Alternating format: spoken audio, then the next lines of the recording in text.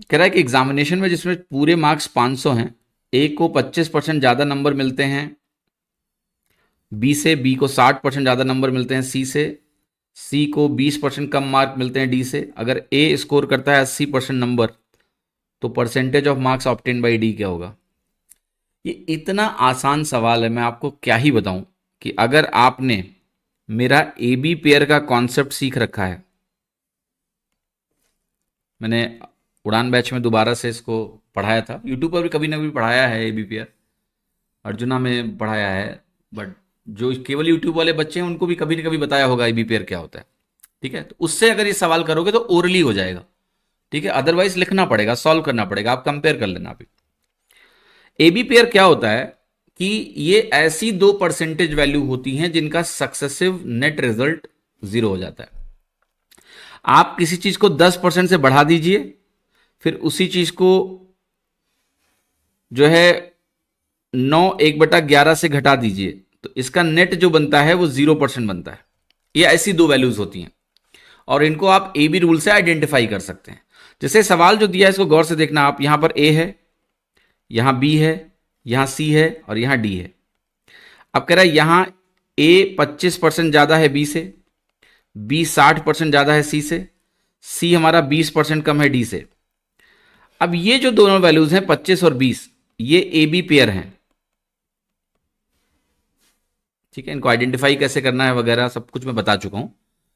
कभी ना कभी हम वीडियो बनाएंगे, इसी चैनल पे एक वीडियो पड़ा हुआ है एक्चुअली में, ए बी पेयर का प्यार करके, अगर आप खोज पाए तो उसको जरूर देख लीजिएगा।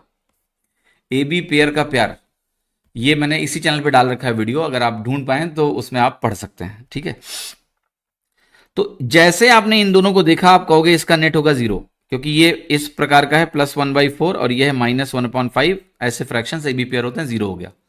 यानी ए से डी का जो यात्रा है वो सिर्फ इस पे डिपेंडेंट है, वही है 60% पे। यानी ए डी से 60% ज्यादा है। 60% ज्यादा होने का मतलब होता है ये अगर 3 है तो ये हमारा 5 होगा। अब आप कह रहे हो ये जो वैल्यू है ये 80% है, सॉरी 60% ज्यादा होने का मतलब है ये 5 है तो ये 8 होगा, ये अगर 5 है तो ये 8 होगा। अब ये 8 अगर 80% है तो 5 कितना हो जाएगा? 50%।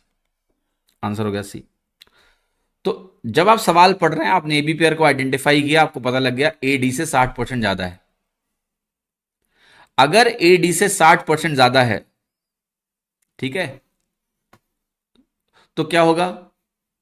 ए डी से 60% ज्यादा है, तो अगर ए 80% होगा, 8 अगर 80% है तो 5 हमारा 50% होगा। यस और नो? हो गया आंसर। आप इस सवाल को ओरली कर सकते हैं, वरना रेशियो से भी हो जाएगा, बट आपको ज्यादा लिखना पड़ेगा। अगर आप किसी चीज को पेन से मेंटल पे लेके चले जाएं कि पेन ना उठाना पड़े बल्कि मेंटली हो जाए, अगर ये चीज आपने अचीव कर ली तो नेचुरली आपकी स्पीड बढ़ गई। उस पर्टिकुलर सवाल में आपसे तेज कोई सॉल्व ही नहीं कर सकता, right? So you can solve this question like this. 50% answer हो गया।